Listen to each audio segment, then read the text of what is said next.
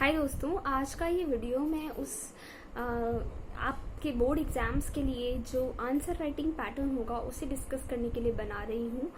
Also ये topic हमने किसी भी वीडियो में कवर नहीं करा है, तो this is a new topic. This is human development index. इसका जो स्टेट वाइज डिफरेंस आता है वो, और ये डिफरेंसेस होने की वजह से क्या रीजंस हैं कि ये डिफरेंसेस हमें देखने को मिलते हैं कि कुछ स्टेट्स में ह्यूमन डेवलपमेंट इंडेक्स जो है वो ज़्यादा होता है, कुछ में ह्यूमन डेवलपमेंट इंडेक्स काफ़ी कम होता है। तो इसके जो पीछे रीजंस हैं वो भी हम इस वीडियो में डिस्कस करेंगे। और आंसर राइटिंग अप्रोच मैं आपको बताना चाहूँगी जो आप किसी भी क्वेश्चन में अप्लाई कर सकते हैं, और बोर्ड में डेफिनेटली आंसर राइटिंग मैटर करता है, तो उस पर आपका विशेष ध्यान होना चाहिए।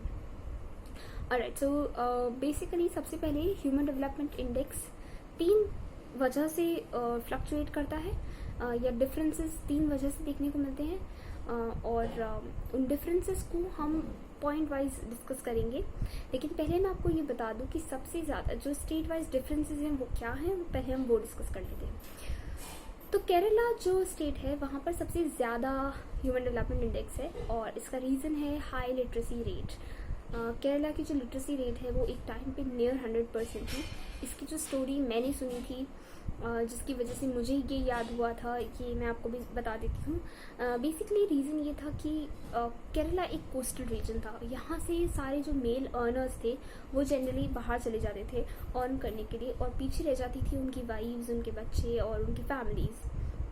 जब वो लोग इनको कुछ भी भेजते थे, उसके साथ में कोई भी लेटर वगैरह भेजते थे, तो ज़रूरी था कि ये लोग उस लेटर को पढ़ पाए या जो चीज़ें भेजी है उसको समझ पाए।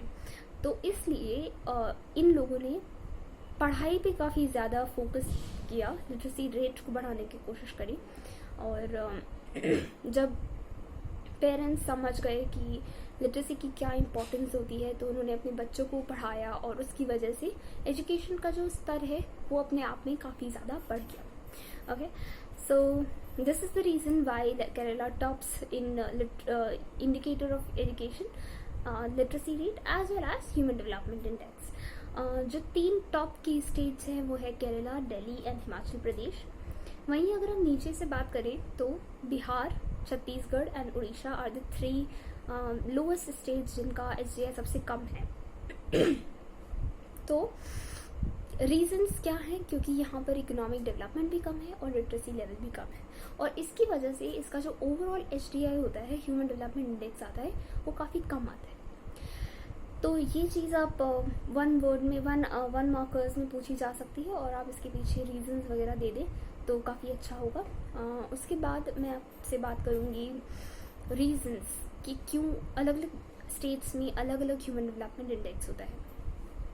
तो जब हम बात करते हैं रीजंस की, तो बेस्ट तरीका यही होगा कि ऐसे क्वेश्चन को आप उसी फॉर्म में अप्रोच करें जिस फॉर्म में आप उसे समझते हैं। ह्यूमन डेवलपमेंट इंडेक्स आप इसे इंडिकेटर्स की वजह से समझ पाते हैं।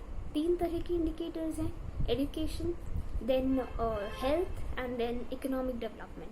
तो इन तीनों की वजह से ही आप ह्यूमन डेवलपमेंट इंडेक्स को कैलकुलेट करते हैं, और इसलिए इन्हीं तीनों में डिफरेंसेस की वजह से जो है ह्यूमन डेवलपमेंट इंडेक्स हर स्टेट का अलग अलग आता है।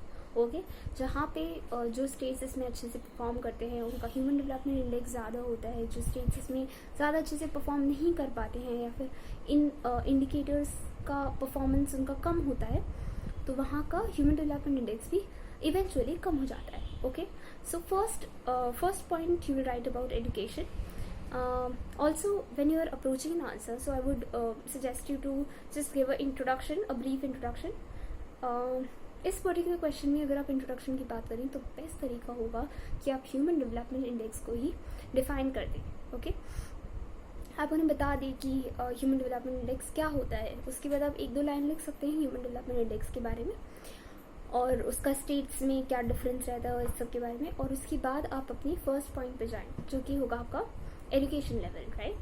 तो उसमें आप लिख सकते हैं कि एजुकेशन जो है वो लिटरेसी रेट के हिसाब से मेजर किया जाता है, और केरला इसमें टॉप पे आता है, और states like Bihar, MP, Orissa, Assam, UP ये जो है ये काफ़ी नीचे आते हैं, क्योंकि यहाँ पर जो लिटरेसी लेवल है वो काफ़ी कम है, राइट। देन अगर आपको लिटरेसी लेवल या एजुकेशन लेवल के बारे में कुछ और पता है तो आप एक लाइन में मेंशन कर सकते हैं, जैसे कि one point that you can mention is जहाँ पर लिटरेसी लेवल बहुत हाई होता है वहाँ पर मेल फीमेल लिटरेसी रेट्स पे भी डिफरेंस काफ़ी कम होता है। क्यों? क्योंकि इक्वालिटी आ जाती है, लोगों को समझ आ जाती है, मतलब लिटरेसी की वजह से उन्हें समझ आ जाती है कि सबकी पढ़ाई इंपॉर्टेंट है, सारे के सारे लोग बराबर हैं, और ऐसी बेसिक चीज़ें जो कि आप लिख सकते हैं। Okay, then you can come to next second indicator which is economic development. Economic development इसलिए इम्पॉर्टेंट है क्योंकि जितना आपके पास में पैसा है, एक वक्त हुआ करता था जब सिर्फ इकोनॉमिक अटेनमेंट्स को ही किसी भी कंट्री के डेवलपमेंट का इंडेक्स माना जाता था। ओके, लेकिन बाद में जो है इसमें डिफरेंस आया था। और इकोनॉमिक डेवलपमेंट में अगर हम बात करें तो Maharashtra, Tamil Nadu, Punjab and Haryana are the 4 states जिसमें इकोनॉमिक डेवलपमेंट सबसे ज़्यादा है। Maharashtra because of Mumbai financial capital and it is also port city, तो इंटरनेशनल ट्रेड वगैरह काफ़ी ज़्यादा है। Next is Tamil Nadu, again Chennai is an important city there, metropolitan city है और काफ़ी इम्पॉर्टेंट प्लेस है। Then when you talk about Punjab and Haryana, दोनों के रीजंस हैं। एग्रीकल्चर सेक्टर में काफ़ी अच्छा परफॉर्मेंस, यहाँ पर वीट काफ़ी ज़्यादा उगाई जाती है और फसल वीट की काफ़ी अच्छी होती है।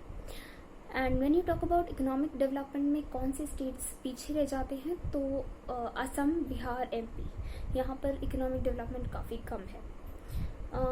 थर्ड पॉइंट, क्योंकि आपकी अप्रोच इस तरह की है तो मैं आपको सजेस्ट करूँगी कि आप हेल्थ के बारे में लिखें, क्योंकि 3 कंपोनेंट्स के थ्रू आपने अप्रोच अपनी सेट करी है, तो ज़रूरी है कि आप थर्ड कंपोनेंट को भी ध्यान में रखते हुए उसके बारे में एक पॉइंट लिखें।